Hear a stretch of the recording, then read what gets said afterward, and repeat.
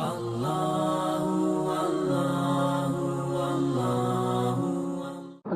لله نحمده ونستعينه ونستغفره ونؤمن به ونتوكل عليه ونعوذ بالله من شرور أنفسنا ومن سيئات أعمالنا من يهد الله فلا مضل له ومن يضلل فلا هادي له أشهد أن لا إله إلا الله وحده لا شريك له وأشهد أن سيدنا ونبينا ومولانا محمدا عبده ورسوله أرسله ربه بالحق بشيرا ونذيرا وداعيا إلى الله بإذنه وسراجا منيرا صلى الله تعالى عليه وعلى آله وصحبه وبارك وسلم تسليما كثيرا أما بعد فأعوذ بالله من الشيطان الرجيم بسم الله الرحمن الرحيم ولا تيأسوا من روح الله إنه لا ييأس من روح الله إلا القوم الكافرون وقال النبي صلى الله عليه وسلم أفضل العبادة انتظار الفرج أو كما قال صلى الله عليه وسلم கண்ணியத்திற்குரிய அல்லாஹ்வின் நல்லடியார்களே, நமது நாட்டினுடைய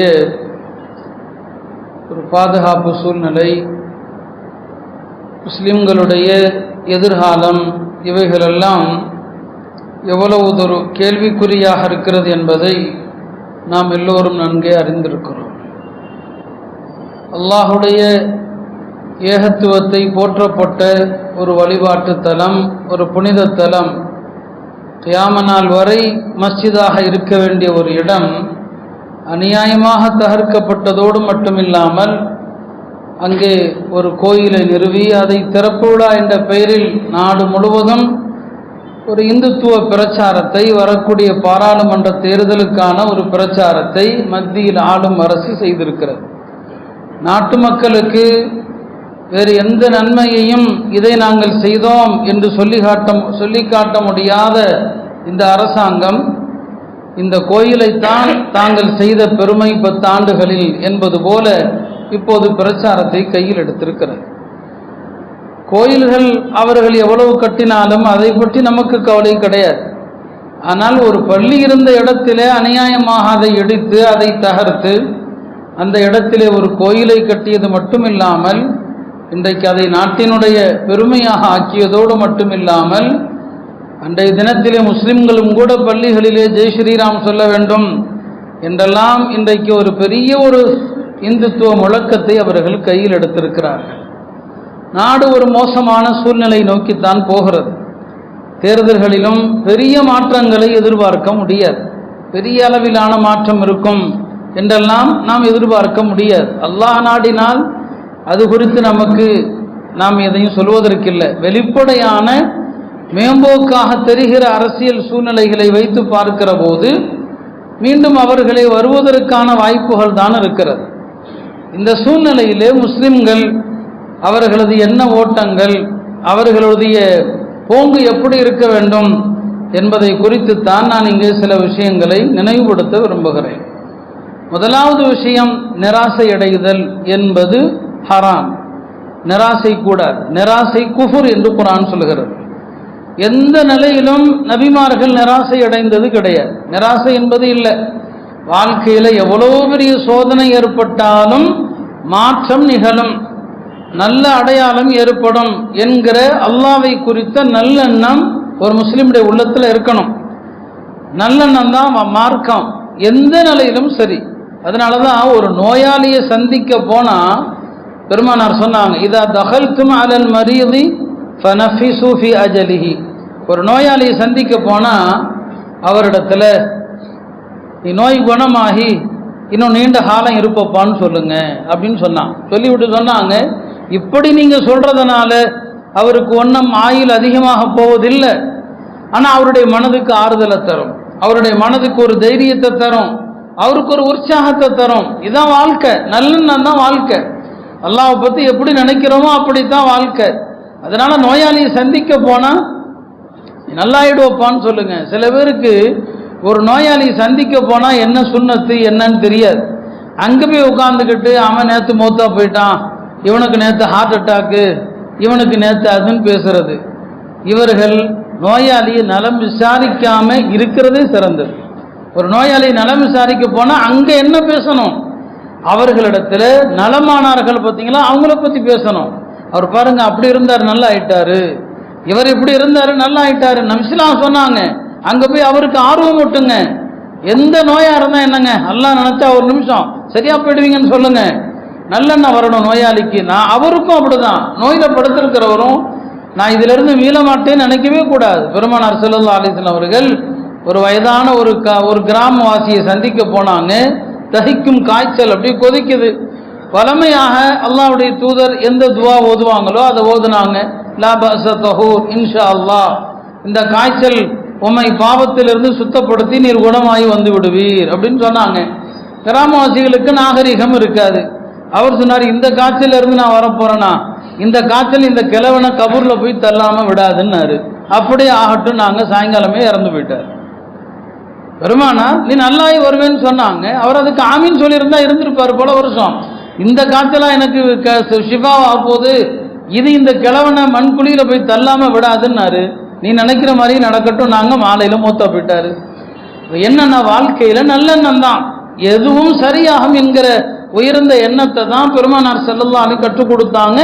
நபிமார்களும் அது யாக்கூப் அலைஹிஸ்ஸலாம் யூசுப் அலைஹிஸ்ஸலாம சின்ன வயசுல பிரிஞ்சாங்க இல்லையா, பிரிஞ்சு வருஷங்கள் ஆச்சு. கடைசியில் ஒரு கட்டத்தில் அவங்க யூசுப் அலைஹிஸ்ஸலாம் மிஸ்ர்ல போய் அமைச்சரானாங்க. உணவு தானியங்களுடைய பொறுப்பில் இருந்தாங்க. யாக்கூப் அலைஹிஸ்ஸலாமுடைய மற்ற சகோதரர்கள் போகிறாங்க, எகிப்துக்கு போகிறாங்க. வரலாறு நமக்கு தெரியும். கடைசியில் பின்யாமீனையும் காணோன்னு சொல்லி வந்து சொல்லுவாங்க. அவரை பிடிச்சி வச்சுக்கிட்டாங்க. 18 வருஷம் சிலருடைய கருத்துப்படி யூசுப் அலைஹிஸ்ஸலாம் யாக்கூப் அலைஹிஸ்ஸலாம் தந்தையும் மகனும் பிரிந்தது 18 வருஷம் ஒரு கருத்து, 40 வருஷம் ஒரு கருத்து. என்னன்னா யாக்கூப் அலைஹிஸ்ஸலாம் சொல்லுவாங்க, என்னுடைய மகன் யூசுஃபை இழந்துட்டேன், இப்போ பின்யாமீனையும் அங்கே பிடிச்சி வச்சுட்டாங்க. ஆனாலும் தம் பிள்ளைங்கிட்ட சொல்லி அனுப்புகிறாங்க, திரும்ப அவங்க எகிப்துக்கு போகும்போது லா தய்யஸூ மின் ரௌஹில்லாஹ், அல்லாஹ்வுடைய அருளை விட்டும் நிராசை அடையாதீர்கள். இன்னஹு லா யய்அஸு மின் ரௌஹில்லாஹ் இல்லல் கௌமுல் காஃபிரூன், அல்லாஹ்வுடைய அருளிலிருந்து நிராசை இறை மறுப்பாளர்களுக்கு ஏற்படும். ஒருவேளை என்னுடைய எல்லா பிள்ளைகளையும் அல்லாஹ் கொண்டு வருவான்னு சொன்னாங்க. 18 வருஷத்துக்கு அப்புறம் நம்பிக்கை, அந்த மகன் வருவான், என்ன ஆனானே தெரியாது, நம்பினாங்க. கடைசியில் யூசுப் அலைஹிஸ்ஸலாம் வந்தாங்க, குடும்பமே ஒன்று சேர்ந்தது. இந்த நல்லெண்ணத்தை தான் நமக்கு மார்க்கம் எல்லா இடங்களிலும் கற்றுத்தருகிறதே தவிர எந்த இடத்திலும் நாம நிராசை அடையக்கூடாது. ஏன்னா நாட்டினுடைய இந்த ஆபத்தான போங்குல சில முஸ்லிம்கள் அல்லாஹ் பாதுகாக்கணும், இந்த மார்க்கத்தை விட்டுட்டு முர்த்தத்தாவே போயிடுவாங்களோ என்கிற அளவுக்கு. ஏன்னா அப்படி சில செய்திகள் அது திட்டமிடப்பட்ட புனையப்பட்ட கதைகளா நிஜமாவான்னு தெரியல. ராமர் கோயிலுக்கு முஸ்லிம்கள் அதை அனுப்புனாங்க இதை அனுப்புனாங்கலாம் மீடியாக்கள் பரப்புது. எந்த முஸ்லிமும், ஏகத்துவம் கடுகளவு உள்ளத்தில் இருக்கிற எந்த முஸ்லிமும் அதை செய்திருக்க வாய்ப்பில்லை. நமக்கு அதன் மீது நம்பிக்கையும் இல்லை. இதை இந்துத்துவவாதிகள் வேணுமென்றே புனைந்து எல்லா முஸ்லிம்களும் இப்படி ஆகணுங்கிறதுக்காக வேண்டி ஒரு அச்சுறுத்தல் பண்றாங்களான்னு தெரியல. எது எப்படி இருந்தாலும் நாடு இப்படி எல்லாம் போகுது, நாளை மீண்டும் ஆட்சிக்கு வந்தா நமக்கு என்ன ஆகும், நமக்கு என்ன நடக்கும் என்று நாம் நம்முடைய மார்க்கத்தில் நம்முடைய தீன்ல எந்த காரணத்தை கொண்டும் தடுமாறுதல், நமக்கு அச்சம் வருதல் என்பது கூட. இந்த நேரத்தில் நாம் நம்பிக்கையை வளர்க்க வேண்டிய நேரம், நம்முடைய ஈமானை உறுதிப்படுத்த வேண்டிய நேரமே தவிர நாம நம்பிக்கை இழக்க வேண்டிய தேவையில்லை. இஸ்லாம் ஒரு காலம் அழியாது.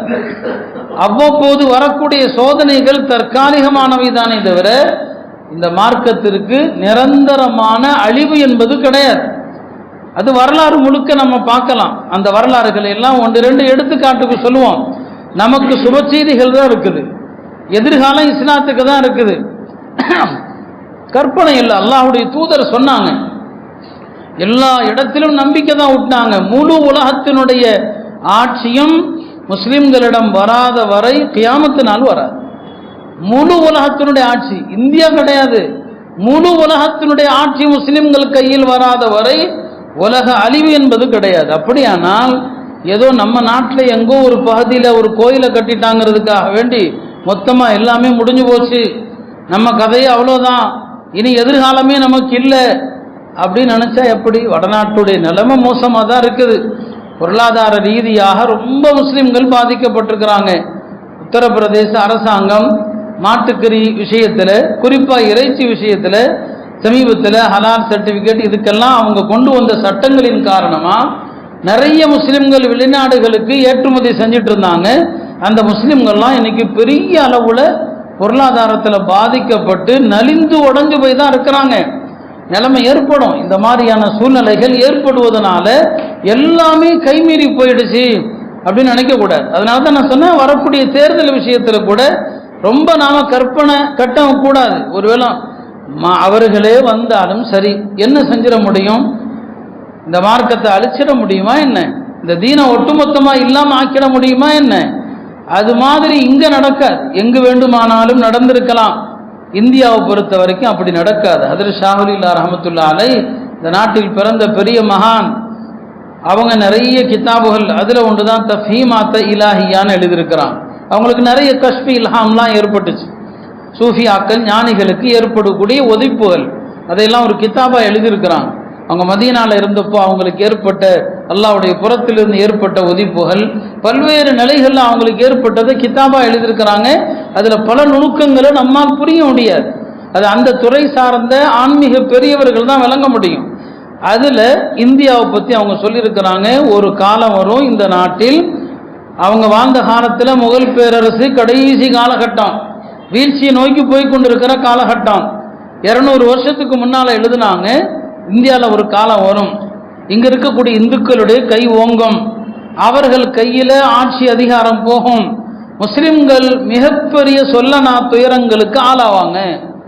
ஆனால் இத்தனையும் சொல்லிவிட்டு அவங்க சொல்கிறாங்க, அது நீடிக்காது. இதுதான் நம்ம கவனிக்கணும். அது நீடிக்காது. அந்த நிலை மாறி இந்த நாட்டில் முஸ்லிம்களுக்கு மிகப்பெரிய சோபனம், மிகப்பெரிய சுப செய்தி இறுதியில் இருக்குன்னு சொன்னாங்க. அது எவ்வளோ காலம், எவ்வளோ ஆகும், நாம் பொறுக்கணும். நமக்கு சபூர் தேவை, அவ்வளோதான். பொறுமையோடு இருக்கணுமே தவிர மிரட்டல் இதெல்லாம் எல்லாருக்கும் வருமே. நபிமார்களுக்கு வரலையா? ஹஜ்ரத் ஃபாத்திமா ரலியல்லாஹு அன்ஹா ஒரு நாள் வீட்டுக்கு ஓடோடி வர்றாங்க. ரசூல் ஸல்லல்லாஹு அலைஹி வஸல்லம் அவங்கள்ட்ட கேட்டாங்க, ஏமா மகளே ஓடி வர்ற? சொன்னாங்க, நான் எப்படி சந்தோஷமாக வர முடியும், மக்கால அபூ ஜஹல் இன்னார் இன்னாரெல்லாம் உங்களை கொலை செய்வதாக பேசி கொண்டிருக்கிறாங்க அப்படின்னு சொன்னான். பெருமானாருக்கு கொலை மிரட்டல் அல்லாஹ்வே சொல்றான், லியுஸ்பிது கவ் யக்துலு கவ் யுக்ரிஜு, ஒன்று உங்களை சிறைப்படுத்தணும், அல்லது இந்த ஊரை விட்டு உங்களை வெளியாக்கணும், அல்லது உங்களை கொல்லணும். இந்த 3 பற்றி பேசிட்டு இருக்கிறாங்கன்னு அல்லாஹ் குர்ஆன்ல சொன்னான். பெருமானாருக்கு இந்த நிலைன்னு சொன்னால் இப்போ நமக்கே வராது, அல்லாஹ்வுடைய தூதருக்கு வருகிற நிலை நமக்கு வராமலா இருக்கும். போய் சொன்னாங்க, மகளே கவலைப்பட வேண்டாம், நீ கவலைப்பட வேண்டாம்னு சொன்னாங்க. பிறகு நபி ஸல்லல்லாஹு மக்காவுக்கு காபாவுக்கு வந்தாங்க. இந்த கூட்டம் எல்லாம் உட்கார்ந்துருந்தாங்க. யாரெல்லாம் பேசிட்டு இருந்தாங்களோ அவங்கெல்லாம் நபி ஸல்லல்லாஹு அலைஹி வஸல்லம் ஒரு மண் எடுத்து ஷாஹத்தில் உஜூ, இந்த முகங்கள் இழிவடையட்டுன்னு சொல்லி தூக்கி போட்டாங்க. அன்னைக்கு அந்த மண் யார் கண்ணில் எல்லாம் விழுந்ததோ அவங்க அத்தனை வெறும் பதிலில் கொல்லப்பட்டாங்க. மோசமாக சூழ்ச்சி பண்ணாங்க தான். சில நேரங்களில் அநீதியாளர்களுக்கு எதிராக துவா செய்யலாமா கூடாதா? பேர் சொல்லி துவா செய்யலாமா? அநியாயக்காரர்களுக்கு அழிவு அப்படின்னு துவா செய்யலாம். பேர் சொல்லலாமா? இன்னார் இன்னார் இன்னார் என்று. சில பேர் விஷயத்தில் இவன் இதுக்கு மேலே முஸ்லீமாக வாய்ப்பில்லை அப்படிங்கிற நிலைமை வந்துட்டா துவா கேட்கலாம். அல்லாஹ்வுடைய தூதரும் கேட்டாங்க, அல்லாஹும்ம அலைக பி அபீ ஜஹல், யா அல்லாஹ் அபூ ஜஹலை தண்டிப்பாயாக. அல்லாஹும்ம அலைக பி உத்பா, உத்பாவை தண்டிப்பாயாக. அல்லாஹும்ம அலைக பி ஷைபா, அலைக பி உமையான்னு சொன்னாங்க. யார் பேரெல்லாம் சொன்னாங்களோ அத்தனை பேரும் பதிரில் இழிவா கிணத்துல தூக்கி எறியப்பட்டாங்க. மிரட்டல் வரலாம், சிறைபிடிக்கப்படலாம், நாட்டை விட்டு துரத்தப்படலாம். இதெல்லாம் அல்லாஹ்வுடைய தூதருக்கு ஏற்பட்ட நிலைகள் தான். இஸ்லாத்தை அழிக்க முடியாது, எதுவுமே நடக்காது. கொஞ்ச காலம் அவர்கள் கை ஓங்கி நிற்கும் என்று ஹஜ்ரத் ஷா வலியுல்லாஹ் ரஹ்மத்துல்லாஹி அலைஹி சொன்னாங்க. ஒரேடியாக அழிச்சிட முடியாது. அல்லாஹ் குர்ஆன்ல அசத்தியத்துக்கு நிறைய உதாரணங்கள் சொல்லுவான்.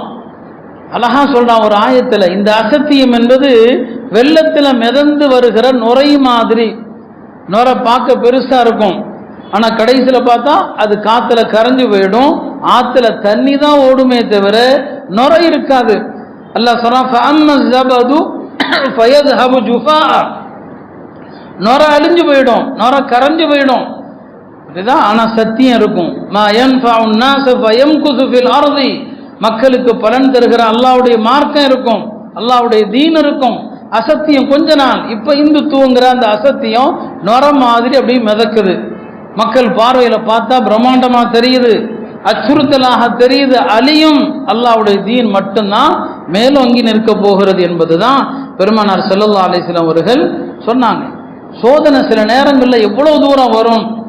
இந்த நாட்டில் போகுது இல்லையா, அநியாயம் உச்சத்துக்கு கூட போகலாம். நாம போகணும்னு விரும்பல. குர்ஆன்ல அல்லாஹ் என்னென்ன நியதிகளை சொல்லி காட்டுகிறானோ அந்த நியதியை புரிந்து ஈமான வளர்க்கணும். அநீதி எவ்வளவு உச்சத்துக்கு போகும். ஒரு ஆயத்தில் அல்லாஹ் சொல்லுவான், சூரா யூசுஃபுடைய கடைசி வசனம் அது, ஹத்தா இதஸ்தைஅஸ ருசுல் வظنு அன்னஹும் கத் குதிபு ஜாஅஹும் நஸ்ருனா ஃபனுஜ்ஜிய மன் நஷா வலா யுரத்து பஅஸுனா அனில் கௌமில் முஜ்ரிமீன். நபிமார்களுக்கு ஒரு கட்டத்தில் சோதனை இவ்வளவு தூரம் போயிடும். அந்த நபிமார்களை பின்பற்றிய முஸ்லிம்கள் அவங்க நினைப்பாங்களா, இந்த நபிமார்கள் எல்லாம் சொன்னது பொய்யா, அல்லாஹ்வுடைய உதவி வரும், அல்லாஹ்வுடைய உதவி வரும், அல்லாஹ் எதிரிகளை அழிப்பான், அல்லாஹ் முஸ்லிம்களுக்கு உதவி செய்வான்லாம் சொன்னாங்களே, இவங்கெல்லாம் சொன்னது பொய்யா அப்போ அப்படின்னு யார் பேசிக்கொள்ற அளவுக்கு நபிமார்களை பின்பற்றியவர்கள் பேசுகிற அளவுக்கு நிலைமை போயிடும். அப்போ நபிமார்கள் கவலைப்படுவாங்க, யா அல்லாஹ் இந்த பின்பற்றுகிற மக்கள் கொஞ்சம் எண்ணிக்கையில் இருக்கிறாங்க, இவங்களும் சந்தேகப்படுற நிலைமை வந்துருச்சு. அப்படிங்கும் போது ஜாஅஹும் நஸ்ருனா, நம்முடைய உதவி அப்பதான் வரும். ஃபனுஜ்ஜிய மன் நஷா, நாம் நாடுகிறவர்களை காப்பாற்றுவோம். நம்முடைய தண்டனையை, அநியாயக்காரர்களுக்கு நாம் கொடுக்கிற தண்டனையை யாராலும் நிறுத்த முடியாது. அருமையானவர்களே, அதுபோலதான் நாட்டில் ஏற்படுகிற இந்த சூழ்நிலை ரொம்ப உச்சக்கட்ட அநியாயம் வரைக்கும் போனாலும் சரிதான், இறுதியில் அவர்கள் சந்திக்க போறது ஒரு சோதனை தான். எந்த நிலையிலுமே நாம நம்பிக்கை இழக்கக்கூடாது. அல்லாஹ்வுடைய குதிரத்தை நம்பணும். அல்லாஹ் எப்படி வேணாலும் காட்டலாம். ஒரு வாலிபர் தன்னுடைய மனைவியோடு போய் கொண்டிருக்கிறார். ஒரு வயதான மனிதர், ரொம்ப வயதான மனிதர், அவருக்கு வழியில நடக்க முடியல, ஒரு மயக்கத்தில் தள்ளாடுறார்.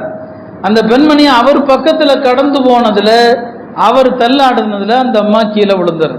அந்த அம்மா அவர் தள்ளி விடல, அவர் நிக்க முடியாம, நிலையா நிக்க முடியாம ஆடுனதுல அந்த அம்மா மேல இடிச்சாரு, விழுந்துருது. அந்த அம்மா கோபத்துல தன்னுடைய கணவரிடத்துல, பாருங்க உங்க முன்னாலே இந்த கிழமை என்ன தள்ளி விட்டுட்டான், சும்மா இருக்கீங்களான்னு சொல்லி கேட்குது. அவன் வாலிபன், நல்ல மிடுக்கான நல்ல வாலிபன், கோபத்துல, மனைவி சொன்ன கோபத்துல அந்த வயதான பெரியவர் என்று கூட பார்க்காம அவரை கோபத்துல ஓங்கி அடிச்சாரான். அவர் ஏற்கனவே வழியில தடுமாறி, திக்கு தடுமாறி, பலவீனத்தினுடைய அத்தனையும் இருக்க அவர் அடிச்சதுல கீழே விழுந்து அவரால் எழுந்திருக்க முடியல. அவர் அந்த வாலிபனை பார்த்தாரு, அவ்வளவுதான். என்ன ஆச்சோ தெரியல, வீட்டுக்கு போறாங்க கணவனும் மனைவியும். அந்த கணவன் வீட்டு படியை மிதிக்கிறான், மூத்தா போயிட்டான். அந்த பெண் கோர்ட்ல போய் காதிட்ட சொல்றா, இந்த கிழவன் தான் என் கணவனுக்கு சூனியம் வச்சுட்டான். நல்லா இருந்த என் கணவன் வீட்டு படியை மிதிக்கும் போது எப்படி செத்து போக முடியும், இந்த கிழவன் சூனியம் வச்சுட்டான், அவனை அதுக்கு உள்ள போடுங்கன்னு சொல்லி காதி அழைக்கிறார். என்னங்க, என்ன செஞ்சீங்க, என்ன நடந்துச்சு? ஒரு சொன்னார், ஒன்றும் இல்லை, நான் தடுமாறி நின்றுக்கிட்டு இருந்தேன், இந்த அம்மா என் பக்கத்தில் வந்தப்போ விழுந்துருச்சு, நான் போய் இந்த அம்மாவை தள்ளி விடவா போகிறேன், எனக்கு சக்தி இருக்குதா என்ன? இவள் கணவனிடத்துல நான் அநியாயம் செய்து விட்டதாக சொல்லி என்னை அடிச்சுட்டான். அவன் வாலிபன், அவன்கிட்ட சக்தி இருக்குது, தன் வாலிபத்தை பயன்படுத்தி அடிச்சதுல நான் விழுந்துட்டேன். விழுந்ததும் நான் அவனை பார்த்தேன். அப்படி பார்க்கும்போது என் மனசுல இப்படி தோணுச்சு, யா அல்லாஹ் இவன் தன்னுடைய தன்னுடைய குதிரத்தை, தன்னுடைய வலிமை என்ற காட்டியிருக்கிறான், நீ தான் அதை காட்ட வச்சிருக்கிற. அவர் அரபியில சொன்னாரு, இவனுடைய வலிமை என்ன என்பதை நீ எனக்கு காட்டியிருக்கிற இல்லையா, அதே போலதான் உன்னுடைய வலிமை என்ன, அதை கொஞ்சம் எனக்கு காட்டு, இவன் விஷயத்துல உன்னுடைய வலிமையை காட்டுன்னு சொன்னேன். அவ்வளவுதான். அல்லாஹ் சில நேரங்களில் உடனே கபூல் செஞ்சிருவான். ஏன் வலிமையை காட்ட சொல்றியா, இதோ பிடிக்கிற மாதிரின்னு பிடிச்சான். அல்லாஹ் பிடிச்சா இன்ன அஹ்தஹு அலீமுன் ஷதீத், கடுமையான பிடி. இன்ன பத்ஷா ரப்பிக லஷதீத், கடுமையா பிடிப்பான். அது என்னவோ நான் இப்படிதாங்க நினைச்சேன், மூத்தா போயிட்டான்னு சொல்லி அந்த காதி ரொம்ப அழகா சொன்னாரு. அந்த பெண்ணை பார்த்து, பரமா நீ கீழே விழுந்துட்ட, அவர் ஏதோ இடிச்சிட்டாருன்னு சொல்லி, நீ கீழே விழுந்த நேரத்தில் உனக்கு பிரியமான உன் கணவனை அழைத்தாய், உன் கணவன் உனக்கு உதவி செய்யும் விதமா அவரை அடிச்சிட்டாரு. அவர் கீழே விழுந்தாரு, அவர் தனக்கு பிரியமான இறைவனிடத்துல கோரிக்கை வச்சாரு, அந்த இறைவன் உன் கணவனை பிடிச்சிட்டான், ஒன்றும் செய்ய முடியாது, சரியா போச்சுன்ட்டார். அருமையானவர்களை சொல்ல வந்தது அல்லாஹ்வுடைய குதிரத் இருக்கு இல்லையா, அது யார் விஷயத்தில் எப்படி வெளிப்படும் தெரியாது. ஒரு துவா தான் நம்ம எல்லாம் செய்யணும். அல்லாஹும்ம அரினா அஜாயிப குதுரத்திக் ஃபி ஹாஉலாஇல் முஷ்ரிகீன். யா அல்லாஹ், இந்த இணை வைப்பாளர்கள் விஷயத்தில் உன்னுடைய வல்லமையின் அதிசயத்தை எங்களுக்கு காட்டுவாயாக. இந்த துவா அழகான துவா. இப்படிதான் துவா செய்யணும். அல்லாஹ்வுடைய குதிரத் எப்படி? இப்ப நாம பலவீனமானவர்கள், நம்மள்கிட்ட ஒண்ணுமே கிடையாது, எந்த அரசியல் சக்தியும் இல்லை, நாளை எந்த அரசியல் சக்தியும் நமக்கு பின்னால இருக்க போவதும் இல்லை, யாரும் பின்னால் வரமாட்டாங்க. ரப்பு ஒருத்தன் தான். அல்லாஹும்ம அரினா அஜாயிப குதுரத்திக ஃபி ஹாஉலா.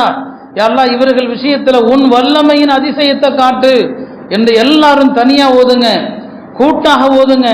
அல்லாஹ் காட்டுவான் இல்லையா? எப்படி வேணாலும் காட்டுவான். காபாவை அழிக்க வந்தவர்களை அல்லாஹ் அழிக்கலையா? அல்லாஹ்வுடைய அஜீப குதிரத்துகள் வல்லமை இருக்குது. நாம் இந்த நேரத்தில் ராசையடையக்கூடாது, நம்முடைய நம்பிக்கையை வலுப்படுத்த வேண்டிய நேரம். அல்லாஹாலா இந்த காஃபிர்களுக்கு எல்லாத்தையும் கொடுப்பான், விட்டு கொடுப்பான். நம்ம பார்க்குறோம் இல்லையா, அவன் மேலே மேலே போயிட்டே இருக்கிறான்.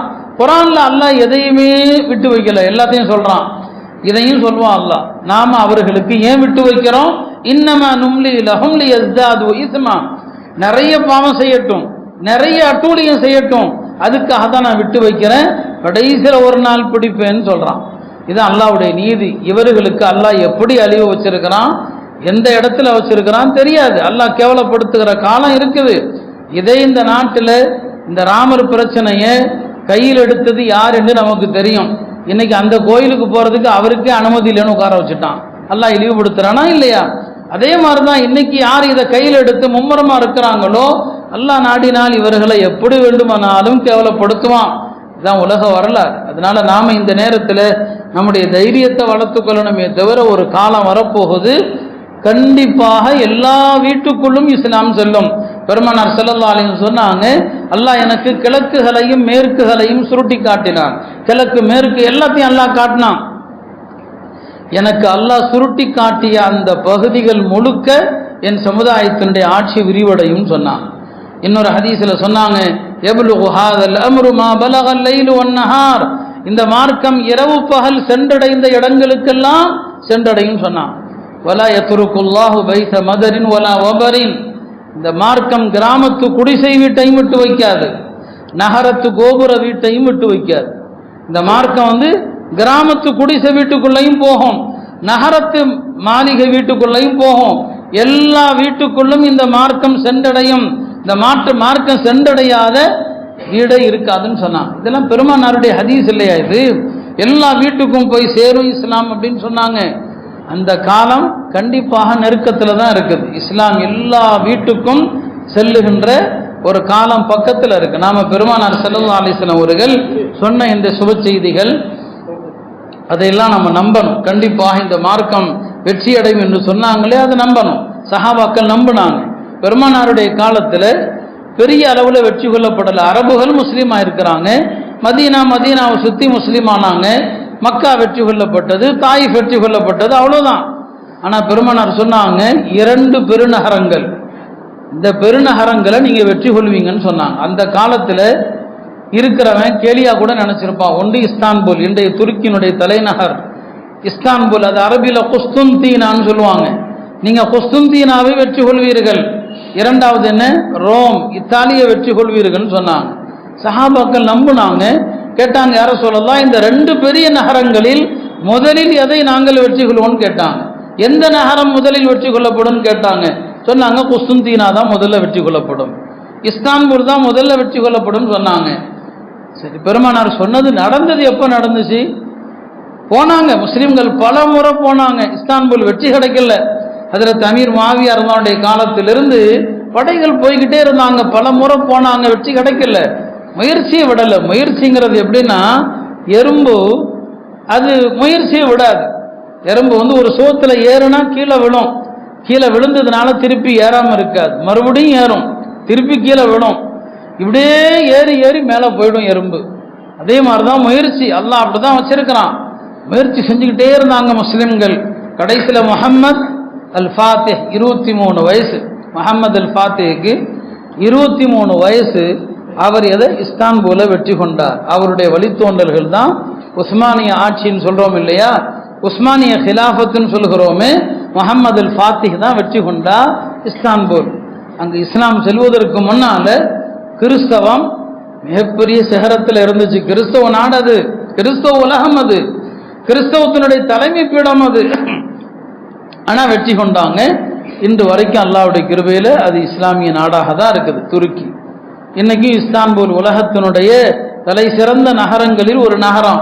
பல அருங்காட்சியகங்கள், பல மியூசியங்கள் எல்லாம் இஸ்தான்புல் நகரத்தில் இருக்குது இல்லையா. அப்போ இஸ்தான்புல் வெற்றி கொள்ளப்படும் சொன்னாங்க, சஹாபாக்கள் நம்பினாங்க. இன்னொரு நகரம் எது? ரோம். இன்னும் வெற்றி கொள்ளப்படலை. பெருமானார் சொன்ன வாக்குறுதி, கியாமத்துக்கு முன்னால ரோம் வெற்றி கொள்ளப்படும். இது எப்போ நடக்கும்? நாம் அதை பற்றி கவலைப்படக்கூடாது. நம்பிக்கை நமக்கு வேணும். பெருமானார் ஸல்லல்லாஹு அலைஹி வஸல்லம் அவர்கள் சொன்ன எல்லா நகரங்களும் வெற்றி கொள்ளப்பட்டுடுச்சு. பாக்கி இருக்கிறது ரோம் மட்டும்தான். மற்ற ஹதீஸில் எதெல்லாம் வந்திருக்கோ எல்லாம் வெற்றி கொள்ளப்பட்டது. ரோம் மட்டும்தான் இருக்குது. அந்த ரோமும் வெற்றி கொள்ளப்படும் என்று ரசூல் சொன்னாங்க. அது கியாமத்துக்கு முன்னால நடக்கும். எனவே உலகம் முழுக்க இஸ்லாமிய ஆட்சி, இஸ்லாமிய அதிகாரம் இதெல்லாம் வரும் என்று சொன்னாங்க. அது நடக்கக்கூடிய நாள் இருக்குது. நாம நல்ல முஸ்லிம்களா இருக்கணும். ஏன்னா சில நேரங்களில் அல்லாஹ் பாதுகாக்கணும், பிறக்கும்போது முஸ்லீமா பிறந்தவன் மதம் மாறி போயிடுவான்.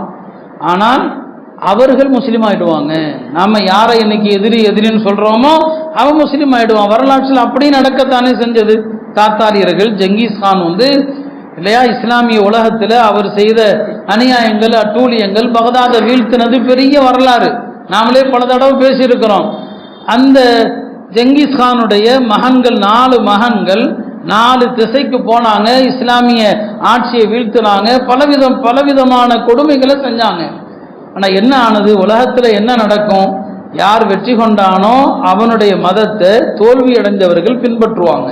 இதுதான் உலகத்தில் நடக்கும். ஆனால் தாத்தாரிய வரலாறு அப்படியே தலகி, வெற்றி கொண்டவர்கள் தோற்றவர்களுடைய மார்க்கத்துக்கு மாறிட்டாங்க. யார் வெற்றி கொண்டார்களோ, யார் ஜெயிச்சாங்களோ அவர்கள் தோல்வியுற்றவர்களுடைய மதத்துக்கு மாறிட்டாங்க. இதுதான் நம்ம வரலாற்றில் பார்க்கிறோம். பரக்கத் கான், அவங்களுடைய பேர்கள்லாம் முஸ்லீம் பேர் மாதிரியே தான் இருக்கும்.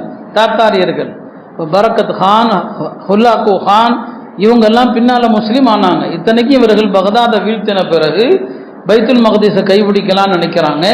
அதுக்கப்புறம் மக்கா மதீனாவை கைப்பற்றுகிற அளவுக்கு திட்டம் போட்டாங்க. அல்லாஹ்வுடைய நாட்டம் வழியிலே முஸ்லீம் ஆயிட்டாங்க.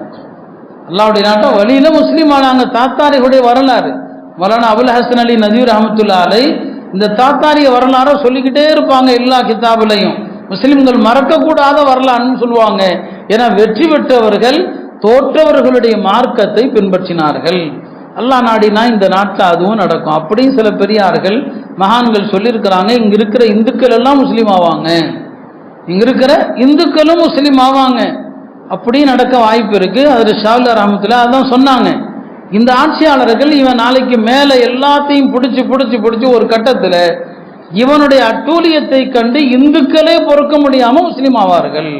அப்படிதான் இந்த நாட்டில் நடக்க இருக்கும். இவன் நாளைக்கு மீண்டும் மீண்டும் இவன் செய்கிற அநியாயங்கள், எனக்கு எவ்வளோ நாளைக்கு மதம் இந்துத்துவம் எடுபடும், எவ்வளோ நாளைக்கு ஒரு கட்டத்தில் இவனுடைய பிரச்சனையில் பொருளாதாரம் பூரா இப்போவே போச்சு எல்லாமே. பல சாமியார்களே சொல்கிறாங்க, கோயில் என்னெல்லாம் ஆட்சி செஞ்சது போதுமப்பா, கொஞ்சம் ஒழுங்காக ஆட்சி செய்யுங்க அப்படி நாம சொல்லலை. பல சாமியார்கள் சொல்கிறாங்க, இவன் பொதுமக்களை அதை சொல்லி ஏமாத்திக்கிட்டு இருக்கிறான். ஒரு கட்டம் வரும், இந்த பொதுமக்களே நீ ஒழுங்காக ஆட்சி செய்கிறியா, நாங்கள் முஸ்லீம் ஆகட்டுமான்னு கேட்பாங்க. ஷாஹ்லீலா ரஹ்மத்துல்லாஹி அதான் குறிப்பிடுறாங்க, இவங்க ஆட்சியில் இவங்க செய்யக்கூடிய அநியாயத்தை பார்த்து இந்த நாட்டினுடைய மக்கள் இஸ்லாத்தை விட்டா வழி இல்லை என்று முஸ்லீம் ஆவார்கள் என்று எழுதியிருக்கிறான். அருமையானவர்களே, அப்படிப்பட்ட ஒரு காலமும் கூட இந்த நாட்டில் வரலாம். நாம நிராசை அடைஞ்சிடக்கூடாது. அல்லாஹ் கைவிட்டு விட்டானோ, அல்லாஹ்வுடைய உதவி இல்லாமல் போச்சோ, அல்லாஹ்வுடைய உதவிக்கான நியதிகள் இருக்குது, அது கண்டிப்பாக நிறைவேறும். அல்லாஹ்வுடைய வாக்குறுதி நிச்சயமாக பொய்யாகாது. இந்தியாவை பொறுத்த வரைக்கும் பல அவுலியாக்கள் வாழ்ந்த பூமி இது. அவங்களுடைய துவாக்கள் எல்லாம் இந்த நாட்டுக்கு இருக்குது. எனவே இந்த நாடு முழுமையாக இறை மறுப்பு நாடாக, ஷிர்க்குடைய நாடாக ஒருபோதும் மாறாதுங்கிற நம்பிக்கை நமக்கு இருக்குது. நாம் அந்த நம்பிக்கையை வளர்க்கணும். அல்லாஹ் நமக்கு அதில் உறுதி எல்லாம் நமக்கு தரணும். இப்போ நாம் சோதனையான ஒரு கட்டத்தில் இருக்கிறோம். இப்போ நம்ம ஊர் மக்கள் வட இந்தியாவுக்கெல்லாம் போகிறாங்க, வர்றாங்க. இப்போ ட்ரெயின் பயணமே கூட ஆபத்து தான். ட்ரெயின் பயணங்கள் பல ஆபத்தான சூழ்நிலை.